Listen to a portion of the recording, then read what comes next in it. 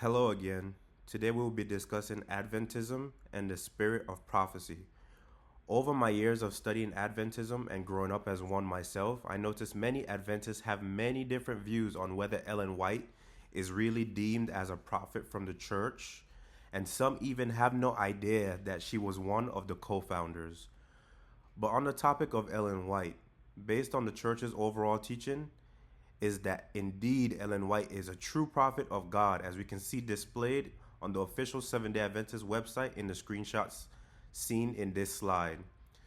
So, as some like to distance themselves from her being called a prophet by the church, well, guess what?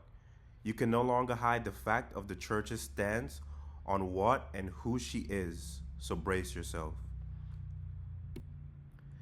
Ellen White has many false prophecies, but today we will discuss just one for time's sake, or we would be here until the end of times if we were to go over all her failed prophecies.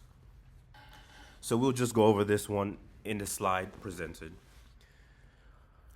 Said the angel, "Hear, O heavens, the cry of the oppressed, and reward the oppressors double according to their deeds. This nation will yet be humbled into dust."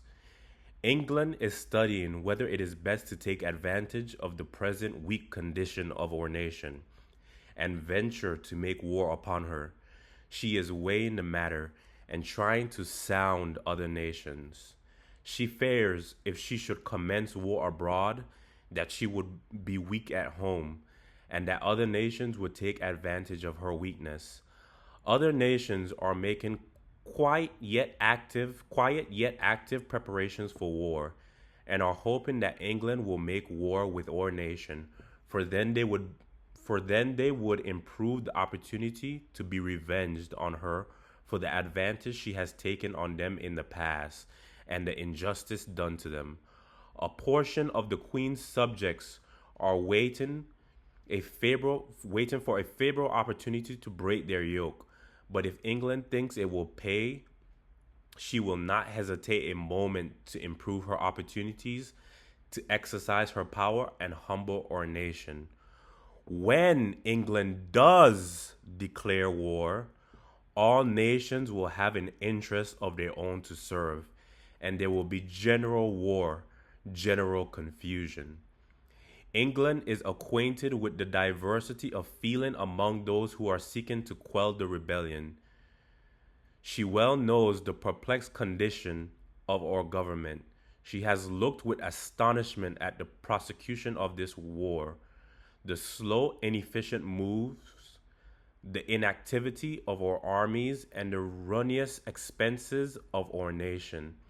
The weakness of our government is fully open before other nations, and they now conclude that it is because it was not a matriarchal government, and they admire their own government and look down, some even pity, others with contempt upon our nation, which they have regarded as the most powerful upon the globe.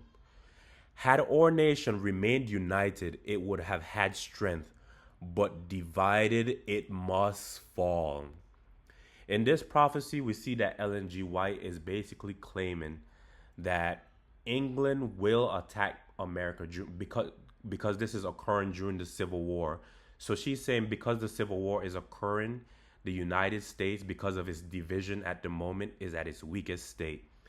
She uses words such as "this nation will" and "when England does declare war," therefore proving the point that she does believe that this is going to happen. Using the word "when England does declare war" is basically stating that this will occur. But in the reference below, we and as us ourselves, we can see basically, because we're living in today's world, the United Kingdom never basically declared war on the United States. Therefore, Ellen G. White's prophecy has failed.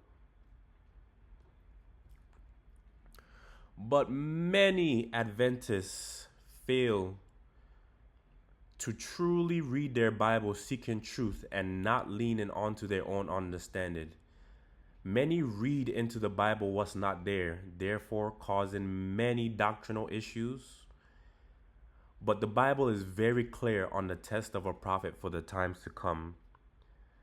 That if anyone who speaks a word that God has not commanded him shall die.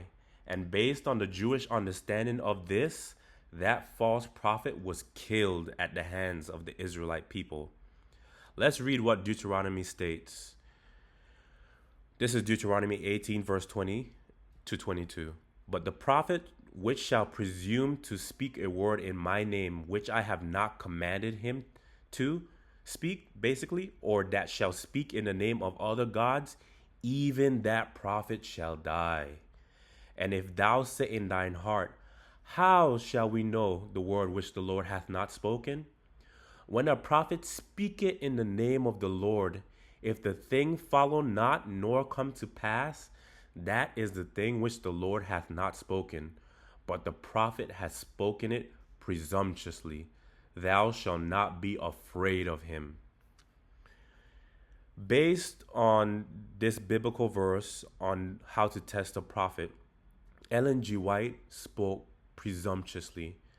She presumed that England would attack America during the Civil War.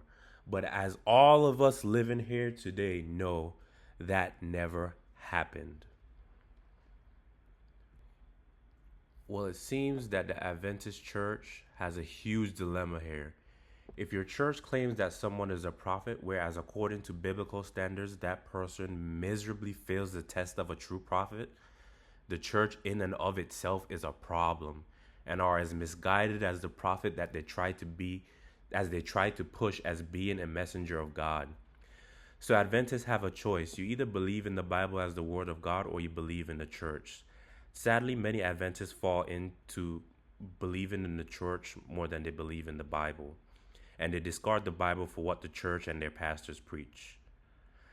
I want to thank you all again for watching. If you enjoyed the video, don't forget to like and subscribe so that you always know when more knowledge is dropped.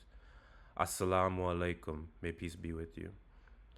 And many, and I mean many, links to Ellen G. White's field prophecy will be included in the description. Thank you.